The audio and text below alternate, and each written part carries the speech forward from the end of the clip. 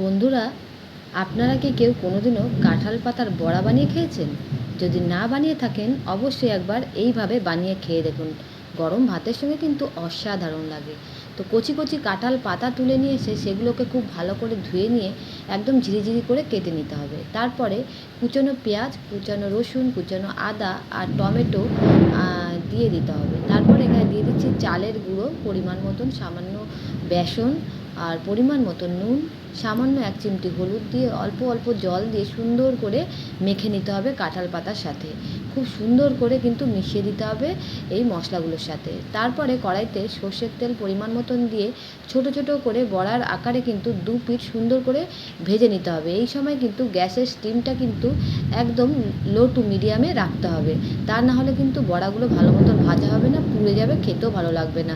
তো দেখতেই পেলেন বন্ধুরা, খুব সহজেই কি সুন্দরভাবে কাঁঠাল পাতার বড়া বানানো হয়ে